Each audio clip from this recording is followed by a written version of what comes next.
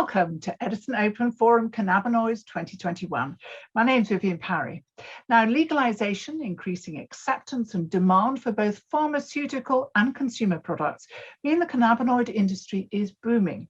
By 2026, the global market is estimated to be worth $60 billion, but biosynthesis could take it to new heights.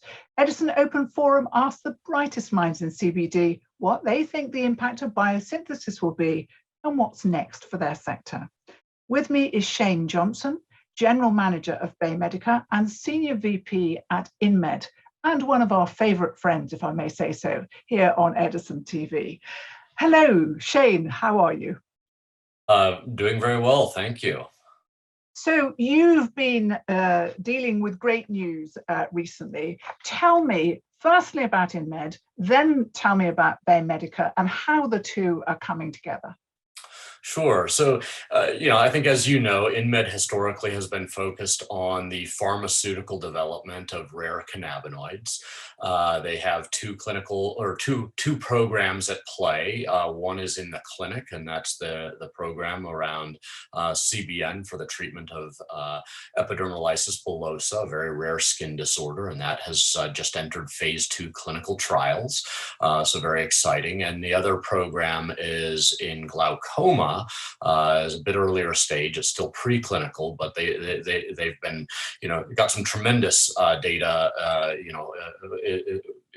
at the preclinical stage, and looking forward to moving that forward. I think it's important to understand that historically what InMed has done is they have actually worked on biosynthesis, in their case using E. coli bacteria as the, call it organism or chassis. And they've also ultimately kind of optimized what they've done in terms of what they call integrison, or we call integrison. I have to get used to the they versus we.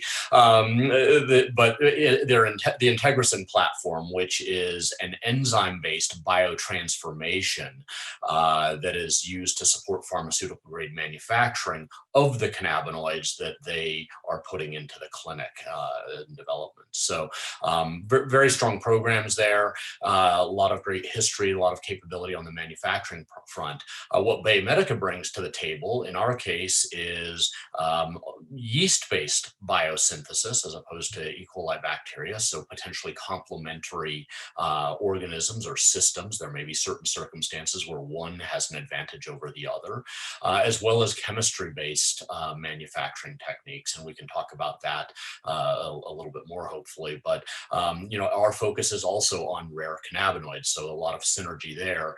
We also have put a fair bit of time and energy into developing some intellectual property and working on building out a portfolio of novel analogs. And when I say novel analogs, I mean cannabinoids that are not found in nature, but are slight variations of what you would find in nature. And the expectation or anticipation is that some of these will perform better than the cannabinoids you would find in nature for pharmaceutical development purposes. So they may have a better efficacy profile or better safety profile. So compounds that are well suited for pharmaceutical development, and ultimately we intend to feed into the pipeline here at InMed.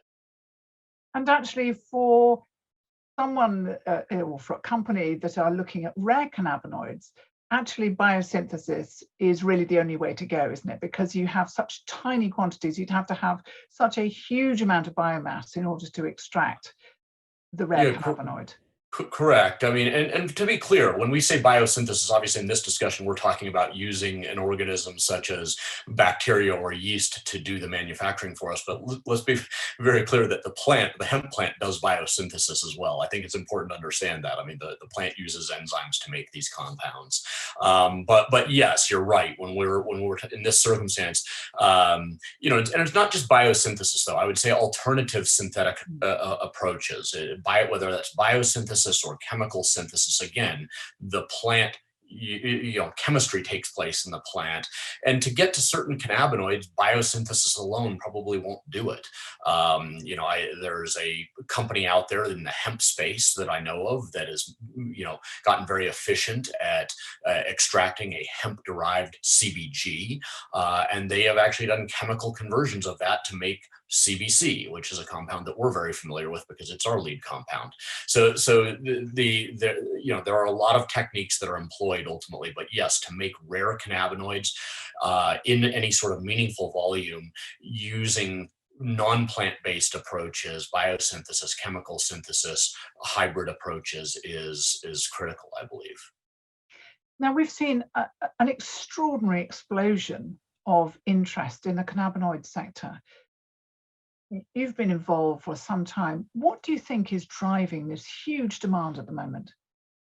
I think it's multifactorial. I mean, look, we had a war on drugs for many decades that prevented research, prevented, consumer products being developed, et cetera. So a part of this is just, all of a sudden, it's like, wait, I can actually, I'm a scientist, I'm a researcher at Harvard. I can now actually do research in an area where historically I wasn't able to do research. And there's a great level of excitement around that. So at the scientific level, I think we're seeing a whole array of prominent scientists in some cases embracing that the endocannabinoid system is a real physiological system in the human body, that cannabinoids that are found in the plant have potentially very significant roles in human health and wellness.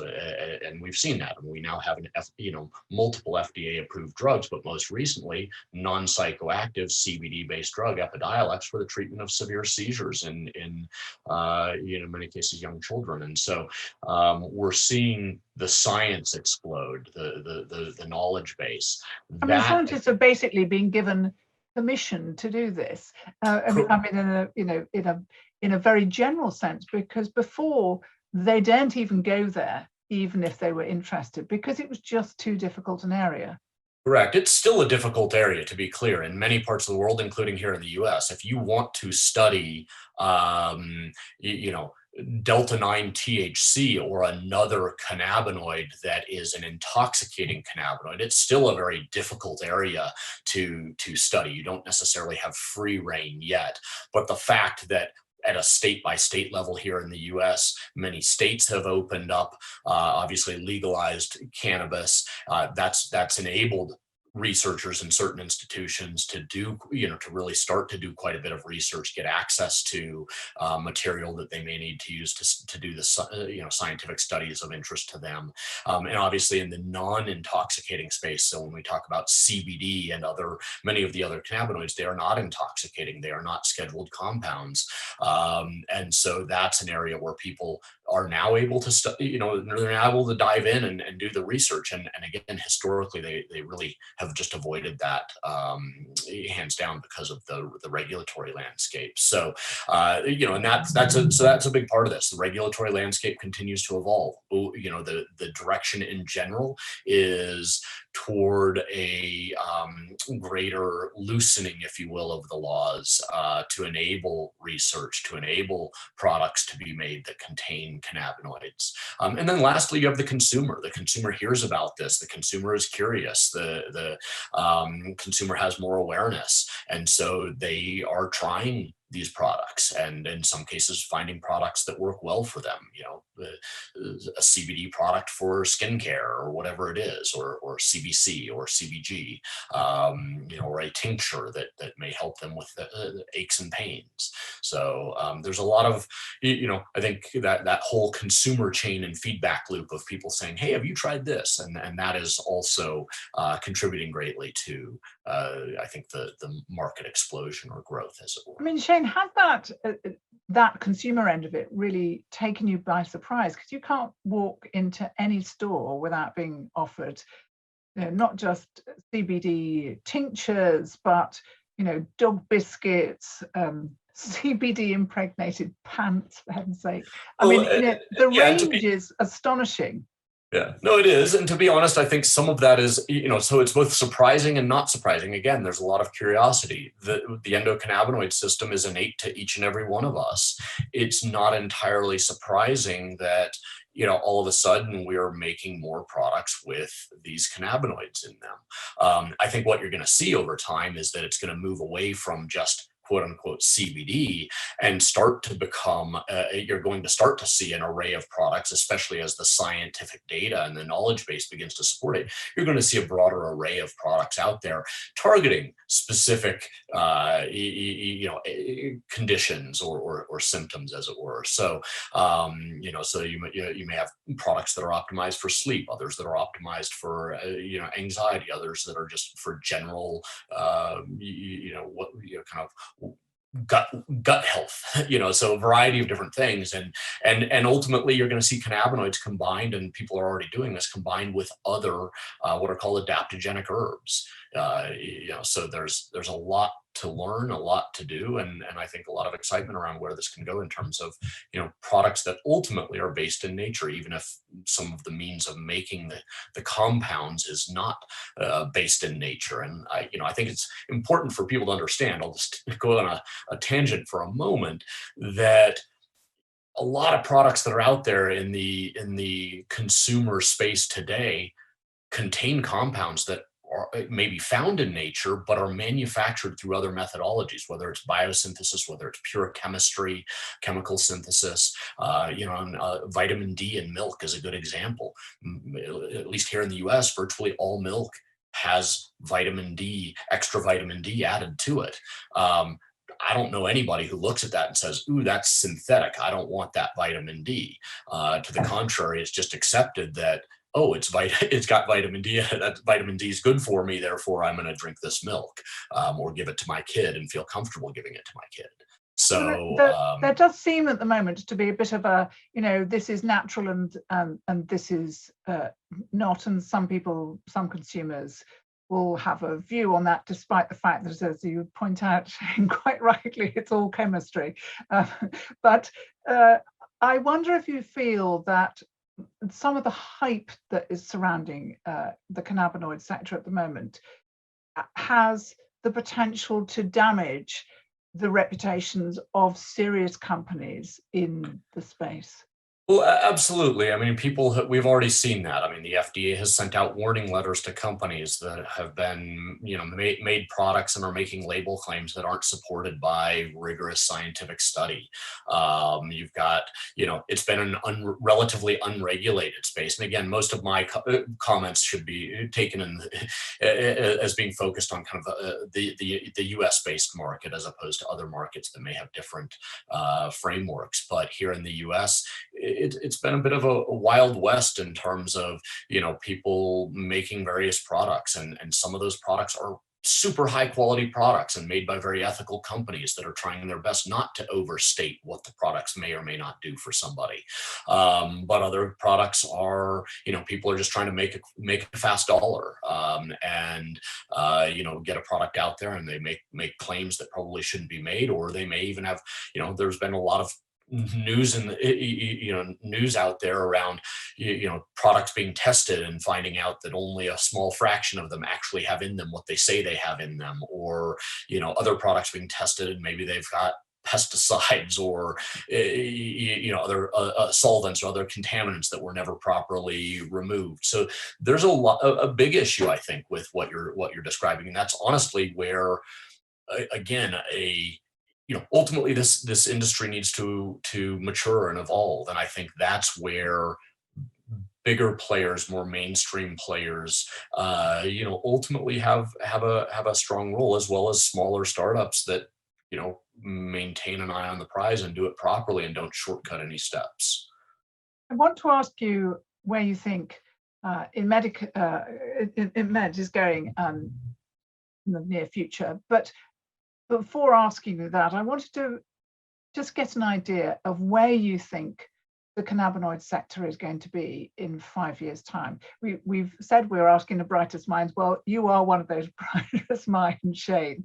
So where do you think the sector is going? I mean, from what you've said, you think that it needs to mature. Some of these companies that are kind of slightly flying by the seat of their pants will probably disappear. And then what will we be left with?